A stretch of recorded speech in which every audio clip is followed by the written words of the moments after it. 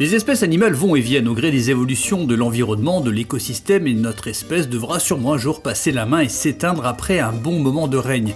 Mais parfois certaines espèces s'éteignent sans panache parce qu'une autre espèce, souvent l'homme, a fait de la merde. Petit florilège de ces animaux qui ne méritaient pas une fin aussi nulle. Numéro 1, le lion du Cap. Ce sont surtout les colons néerlandais qui avaient à cœur de faire chier les lions du Cap, en raison semble-t-il de son impressionnante crinière noire. Mais qu'est-ce qu'ils pouvaient bien foutre de ces crinières de lion? Personne ne le sait. Apparemment, à l'époque, en Afrique du Sud, si à 50 ans t'avais pas ta crinière de lion, t'avais raté ta vie. En tout cas, ils les ont descendus un par un jusqu'au dernier, et ça, c'est vraiment très con. Numéro 2, l'otarie du Japon. Contrairement au cas du lion du Cap, on sait pourquoi les Japonais ont cartonné les otaries locales jusqu'aux années 50, pour utiliser leurs moustaches pour en faire des cure-pipes. Oui, vous avez bien entendu, pour nettoyer des pipes. Si ta pipe est crado et que t'as vraiment aucun moyen de la nettoyer, c'est moche, mais est-ce que t'as pas intérêt à racheter une pipe plutôt que de buter l'otarie qui t'a rien demandé? Non, on n'est pas spécialiste, on demande juste. Numéro 3, le moa. Quand on parle de manque de bol, c'est surtout au moa qu'on pense. Imagine, t'es un oiseau de 3 mètres environ, qui sait pas voler, mais qui vit tranquillement en Nouvelle-Zélande quand tout à coup, sur le coup du premier millénaire de notre ère, débarque l'homme. Mais pas n'importe quel homme, non.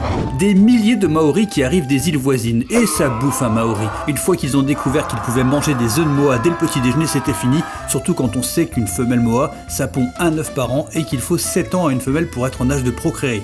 Visiblement, les mathématiques étaient contre les moas. Numéro 4, le tigre de Bali. Encore un coup des colons néerlandais, parce que si les habitants de Bali avaient décidé que les tigres étaient des animaux maléfiques et que leur moustache par exemple faisait une fois réduite en poudre un redoutable poison, ils n'osaient pas trop aller les faire chier. Les nouveaux arrivants, armés jusqu'aux dents, ont décidé de montrer comment on éradiquait une espèce bien comme il faut, et ils ont fait ça proprement. Le dernier tigre de Bali s'est fait descendre en 1937, fin de l'histoire.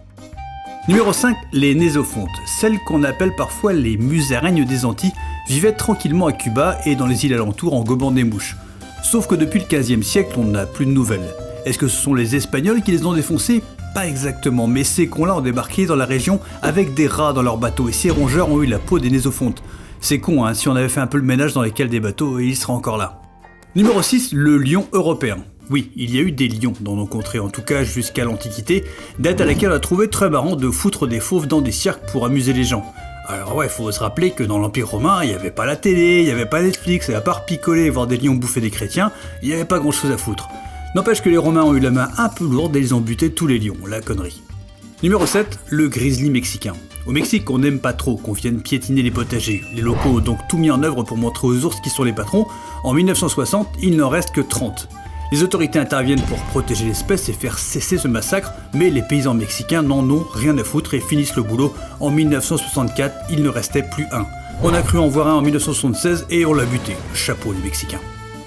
Numéro 8, le dodo.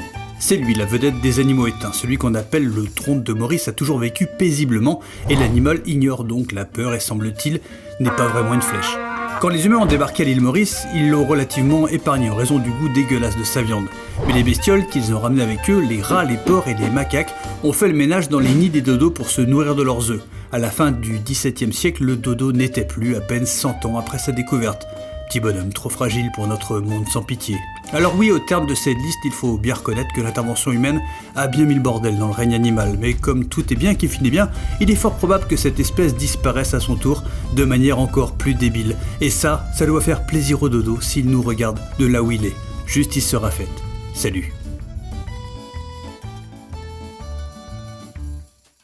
Pour s'amuser en famille durant les longues soirées d'hiver, voici Coup de pute, le jeu qui vous demande de faire des choses absurdes dans des situations nulles. Quand les toilettes sont occupées. Composez à l'aide des cartes le plus beau coup de pute possible. Je lèche le sillon interfessier d'un passionné de timbre. Je détruis les trésors des Templiers avec un dealer de crack. Je colle un pansement sale sur le Dalai Lama. C'est mamie qui a fait le plus gros coup de pute. J'ai gagné. Bravo belle maman, c'est un sacré coup de pute. Coup de pute, un jeu de topito. Pile non fourni, mais en même temps, il n'y a pas besoin.